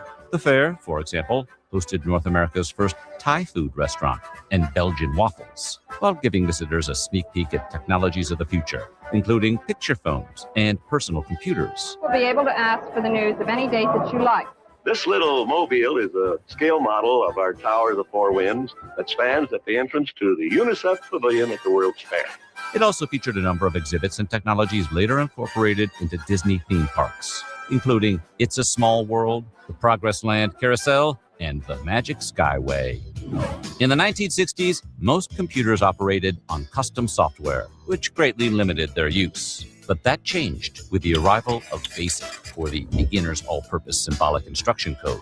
Created by John G. Kemeny and Thomas E. Kurtz of Dartmouth College, and released on May 1st, BASIC was modeled on the programming language Fortran 2, but was easier to use. For that reason, it was widely installed on the microcomputers of the 1970s and home computers of the 1980s, leading to an explosion in its use. Between 1964 and 1968, President Johnson enacted a series of programs designed to combat racial oppression and poverty while expanding social welfare programs. The initiative was known as the Great Society, a term Johnson first used in a speech at Ohio University on May 7th. But it would be his speech at the University of Michigan on May 22nd that spelled out the details and found Johnson telling the crowd, "The Great Society rests on abundance and liberty for all. It demands an end to poverty and racial injustice, to which we're totally committed in our time. But that is just the beginning." On May 24th, football teams from Peru and Argentina faced off at the Estadio Nacional in Lima. With Argentina up 1-0 and just 6 minutes on the clock, Victor Lobaton scored a tying goal, only to see it disallowed by a ref. Angry fans stormed the field and police responded by firing tear gas, causing a rush for the exits, which were blocked by steel shutters. By the time it was over, at least 328 were dead, making it one of the deadliest sports riots in history. Ken Kesey became famous for writing 1962's One Flew Over the Cuckoo's Nest. He then started throwing LSD parties for his friends, some of who formed a proto-hippie group called the Merry Pranksters. Original prankster credo was never trust a prankster, because no matter how I try, I will eventually lie to you, even though I may not want to. If I say one thing. Go ahead, would you repeat that again? On June 14th, 1964, Kesey and the Pranksters set out for New York in a psychedelically painted school bus, adorned with a wooden sign on its roof that read, "Further." Along the way, they made stops to see the effect their hallucinogenic-fueled antics would have on average Americans. The trip would turn Kesey into a spokesman for counterculture and the Pranksters into 1960s icons. On June 21st, members of the Ku Klux Klan killed civil rights activists James Chaney, Andrew Goodman, and Michael Schwerner in Mississippi. The three, who had been working for organizations like CORE to register African Americans to vote, had been arrested for speeding earlier in the day and were subsequently tailed by officers with ties to the Klan. One of those officers later pulled the three men over again. They got in the car and said they were going to Meridian, Mississippi. Got in the police car with a city policeman. We followed them several blocks to be sure that they did go that way. And then led them into a deadly ambush. They're being held somewhere or something happened, and I am going to find the answer. Their bodies would be discovered in an earthen dam southeast of Philadelphia, sparking national outrage and kicking off a major federal investigation. This nation was founded by men of many nations and backgrounds, and that the rights of every man are diminished when the rights of one man are threatened. Prior to his assassination, President Kennedy proposed sweeping legislation to outlaw discrimination based on race, color, religion, sex, or national origin. The proposal was filibustered at the time, but after Kennedy was gone, Lyndon Johnson flexed his presidential muscles and pushed it through Congress and the Senate in June, before being signed by Johnson on July 2nd. The purpose of this law is simple. There are those who are equal before God shall now also be equal in the polling booths, in the classrooms, in the factories, and in hotels and restaurants and movie theaters, and other places that provide service to the public. The act continued to face resistance even after becoming law, but the Supreme Court would uphold its constitutionality in December. The Girl from Ipanema is a bossa nova pop song written in 1962 by Antonio Carlos Jobim and Vinicius de Moraes, with English lyrics later added by Norman Gimbel. The lyrics were inspired by a 17-year-old girl who the composers noticed walking past a Veloso Bar Cafe every day on her way to a beach in the Ipanema neighborhood of Rio de Janeiro. Did you know someone was sitting at this table watching you? No, I didn't know anything. Why? I am so shy. The recording by jazz saxophonist Stan Getz entered the Billboard charts on May 31st and peaked at number 5 on July 12th. In 1954, Dr. Sam Shepard was convicted of murdering his wife, Marilyn. After serving 10 years of a sentence, however, Shepard's attorney, F. Lee Bailey, convinced the Supreme Court to reverse the conviction on the grounds Shepard's trial was tainted by a carnival atmosphere, and the judge was biased against him. He didn't keep control of his courtroom. The newsmen were bouncing up and down like jacks in the box and taking pictures of jurors. Shepard was released on bail on July 15th, and would be acquitted in 1966. Although denied by producers, many believe this crime inspired the 1964 TV series The Fugitive, which changed the bushy-haired intruder Shepard claimed committed the crime into a six-fingered man. On July 18th, Warner Brothers released the Looney Tunes short False Hair, which found Bugs Bunny squaring off with a big bad wolf. Relax a bit. Well, this is a good pose. Oh, boy. Look, Mac, can't you just stand straight, arms down, like this? Oh, I get it now. Surprise! And when he comes out of the dark room, let me know what develops, eh? What the public didn't realize at the time, though, was that False Hair would be the last cartoon produced by Warner's original animation division. As such, it was also the final cartoon to open with the iconic Target symbol and the studio's well-known version of The Merry-Go-Round Broke Down. As for Bugs, he wouldn't appear in theaters again until the 1991 theatrical short Box Office Bunny, released February 8th, 1991. On August 2nd, the destroyer USS Maddox confronted 3 North Vietnamese ships in the Gulf of Tonkin, off the coast of North Vietnam. In response, the U.S. sent in a second destroyer to back up the Maddox, and on August 4th, intelligence intercepted communication suggesting an attack on both ships was imminent. Repeated acts of violence against the armed forces of the United States must be met not only with alert defense, but with positive reply. We still seek no wider war. Those reports proved false, but it didn't matter. On August 5th, Congress passed the Gulf of Tonkin Resolution, drastically increasing the U.S.'s role in the war by authorizing President Johnson to take all necessary measures to repel any armed attack against the forces of the United States. This episode of Timeline is brought to you by... Got a date?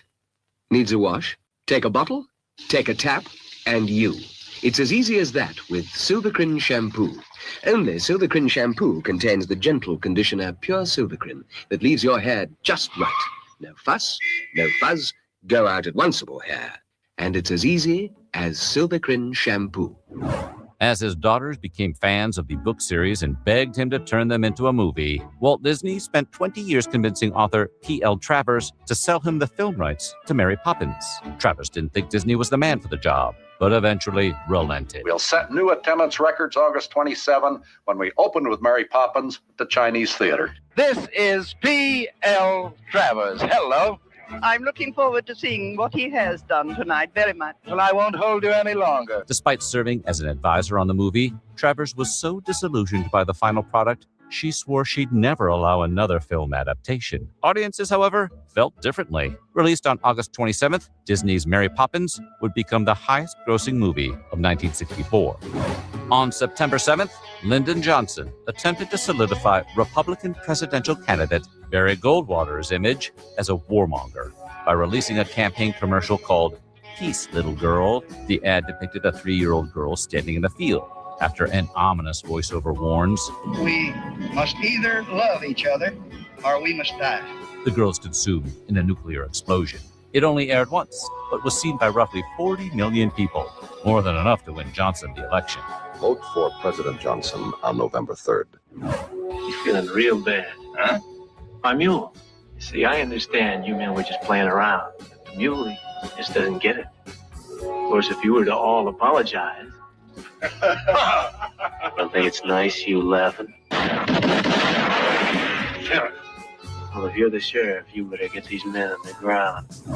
On February 16th, Post Consumer Products unveiled its newest product to the press, a fruit-filled toaster pastry called Country Squares that didn't have to be refrigerated. But that was a mistake. Post wasn't quite ready to release Country Squares, and their chief competitor, Kellogg's, was watching. The company was working on a similar product, and Post's announcement put them into high gear. So, while Post was still tinkering, Kellogg's released their version, called Pop-Tarts, a play on the term pop art. This is Johnny Quest, where gripping adventure stories explode to life with blazing realism. Watch as full living animation makes possible a new kind of excitement never before seen on television. You'll travel to exotic places. You'll brave perils plotted by the most diabolical minds of the century. And it will happen every time you enter the incredible world of Johnny Quest. Every week on ABC's Wide World of Entertainment. Didn't you learn how to dance well? She'll think you're boss. Boss. Neat.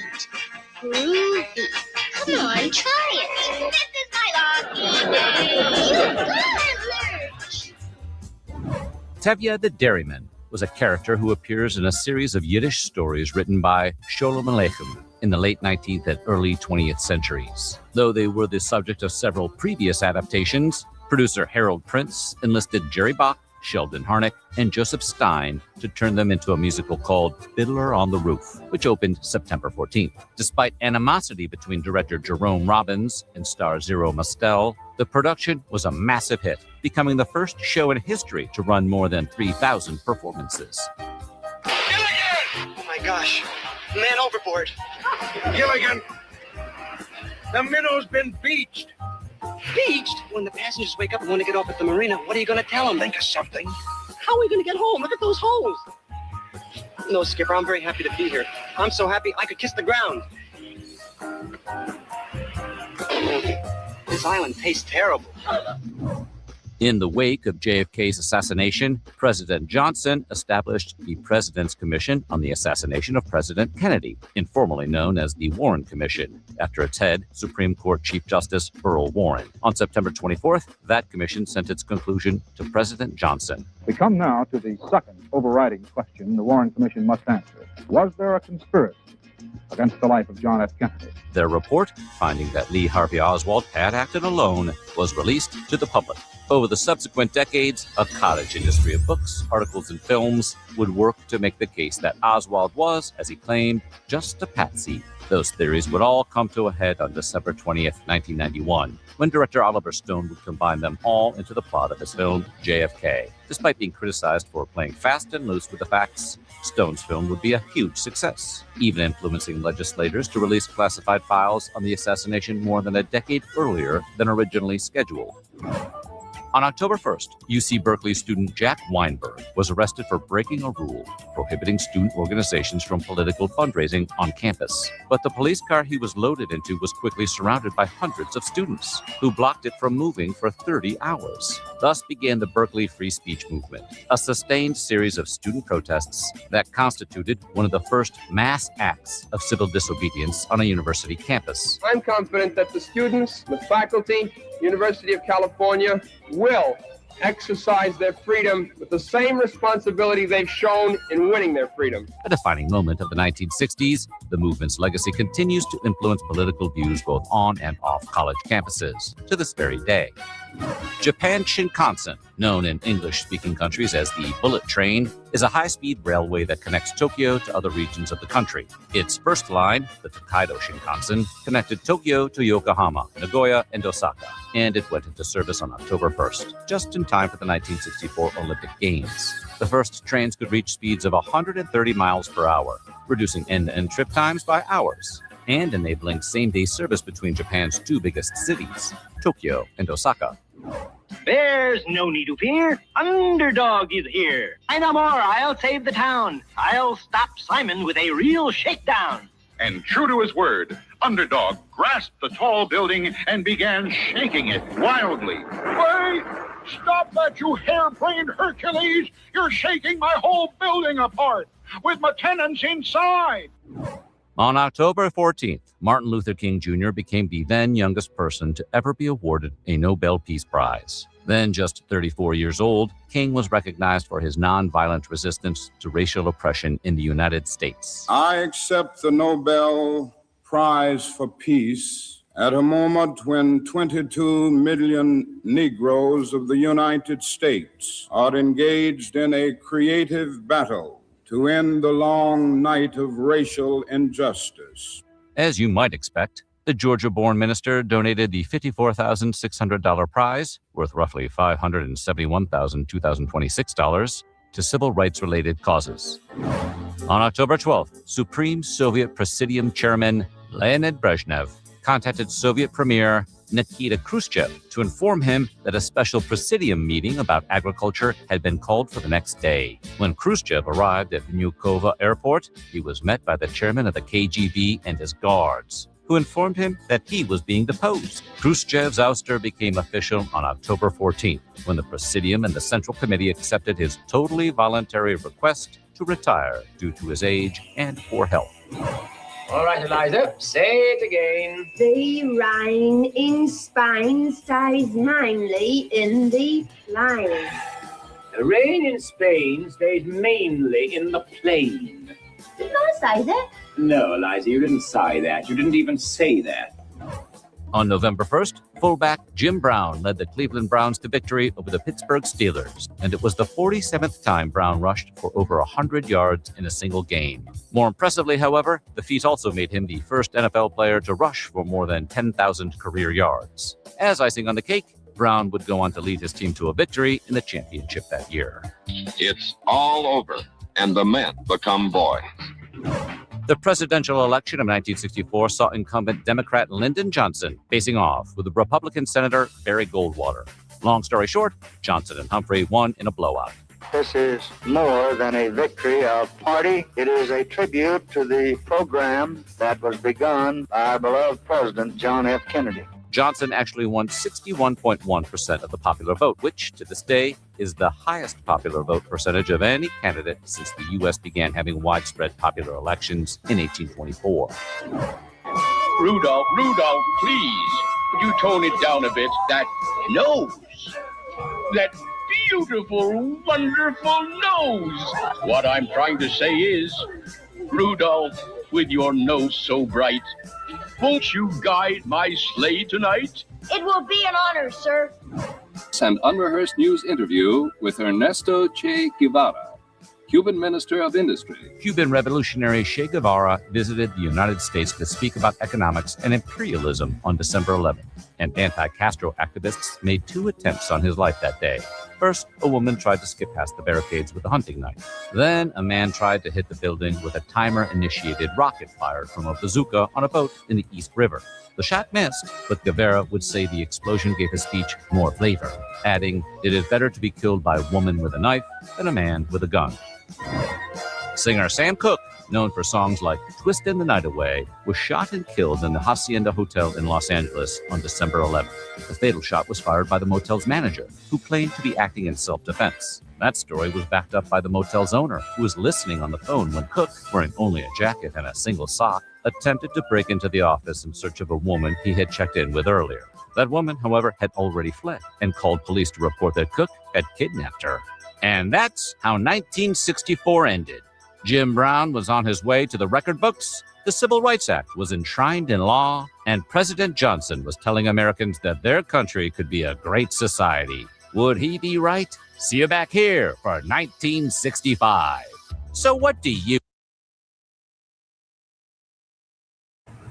Hey, good afternoon, Brian. Good afternoon, Brian and Freddie. How you doing, brother? Hope you've been well. All right, let's play some more tunes. Cheers, everybody. Cheers.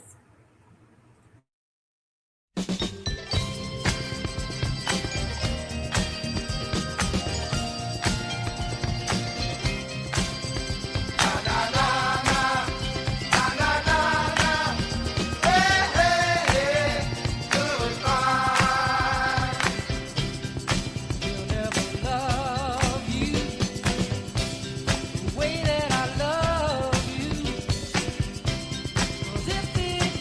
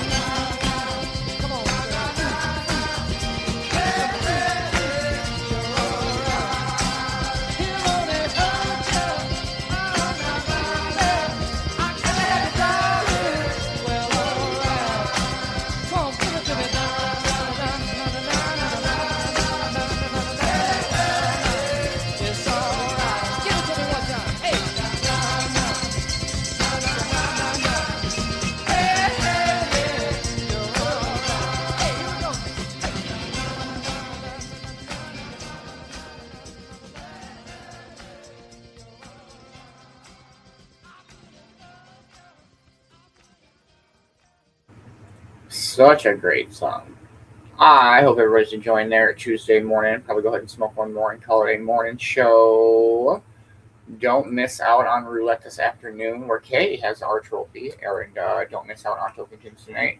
See if Mary Jane can finally take down Fat Daddy J, or will he keep his reign going? Great Vicki B. I always love the TED Talks. Timeline is so dope. I'm a huge history buff. Make sure you're following everybody on Cove-TV. Make sure you're following everybody in the comments. Make sure if you need any custom embroidery work, reach out to Mama Beanz. Thank you, Mom, for your sponsorship and support. Oh shit, I stole YouTube profile last man. Oh, it's off. Oh yeah, Eric.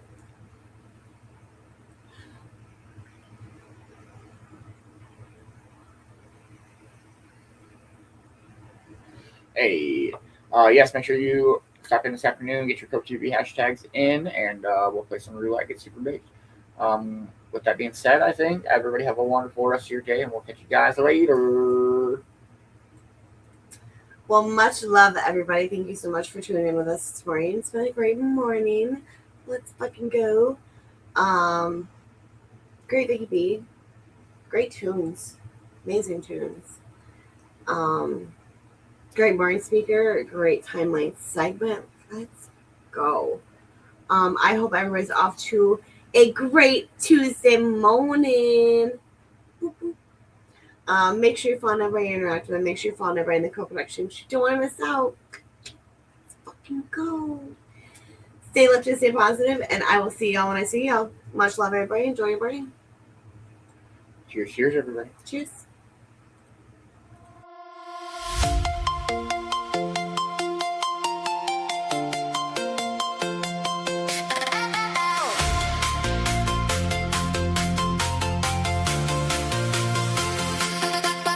Watch her pull up, sunshine in the nighttime, glow in the room. Yeah, she always got the right vibe. Laugh so loud, make the whole crew feel alive.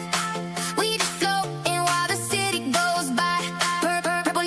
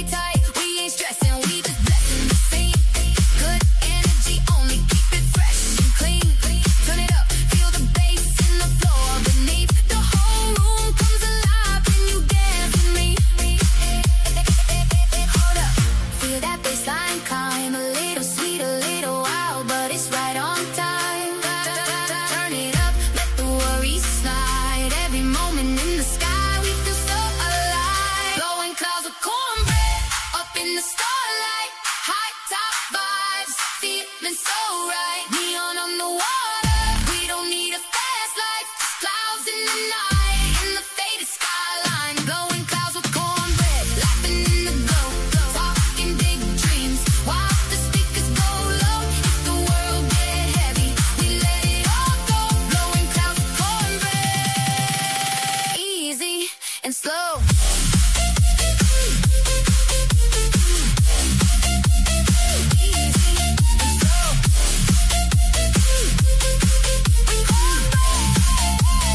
Easy and slow.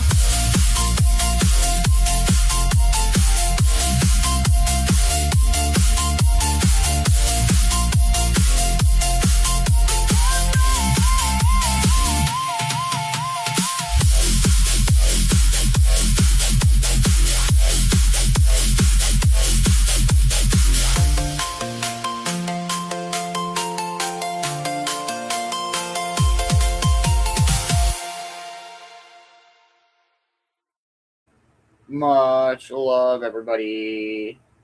Much love, everyone.